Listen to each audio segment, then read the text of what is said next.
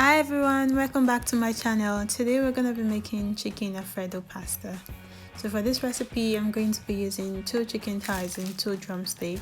If you have chicken breast you can substitute that so you skip the boning process.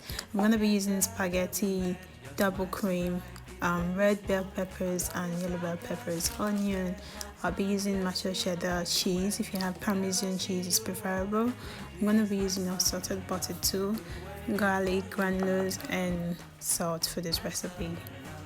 So after deboning my chicken, now I'm going to be marinating the chicken. I'm just adding a list of ingredients I normally use for marinating my chicken. If this is your first time visiting my channel, please hit the subscribe button. Support me by hitting the subscribe button and also the notification bell to upload new recipes every week. Thank you.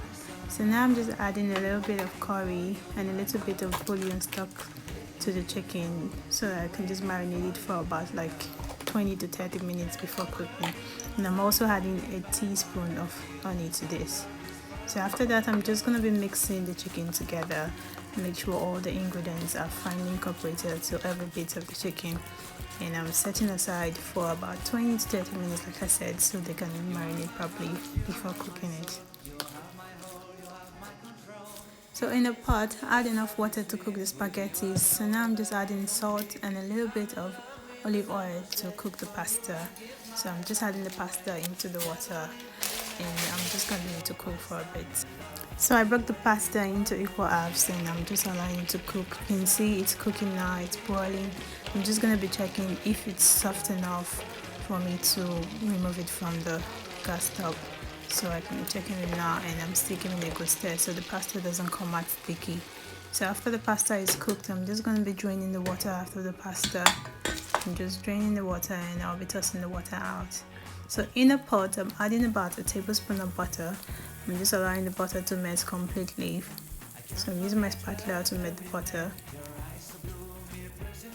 So after the butter is melted completely, I'm just adding my onion. They are finely chopped. So I'm just going to be sauteing it for about 2 minutes to make sure they're properly cooked. And after that, I'm just going to be adding my chicken. So I'm just putting the chicken into the pot with the onions and I'm going to make sure they get cooked completely.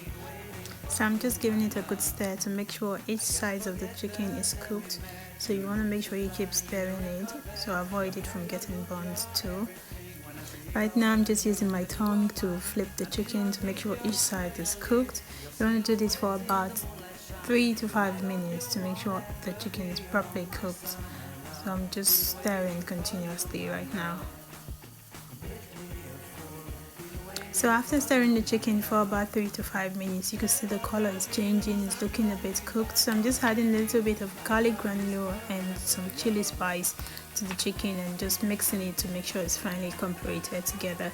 You could skip the chili, this is optional, but I like it a little bit spicy, that's why I added about a teaspoon of chili to it. So after cooking this, I'm just going to be adding my mixed peppers right now.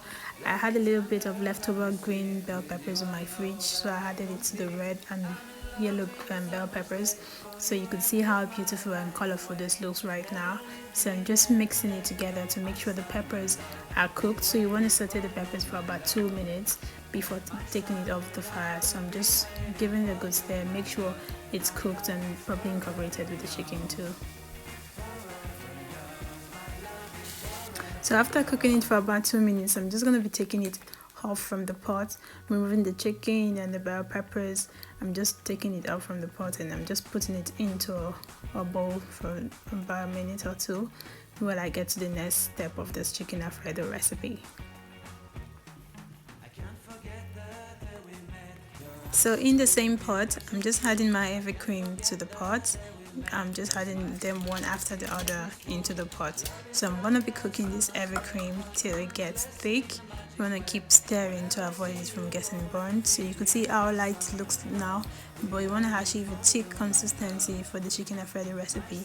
So you're just going to keep stirring for about 2 to 3 minutes under medium heat to make sure this heavy cream comes out looking thick. So I'm just going to be stirring. So So you can see the heavy cream is looking thick right now. You can see it's boiling. This is the consistency you want to achieve for the chicken alfredo pasta recipe. So you can see how thick it looks. So now I'm adding my cheddar cheese. I've already created the cheese, so I'm just going to be adding it into the heavy cream. Make sure it's completely melted, and I'm also stirring it to make sure it incorporates well with the heavy cream. So you want to do this one at a time. So I'm just adding my cheese a little bit at a time, and I'm reducing my gas. You could see it's getting thick, it's boiling very good.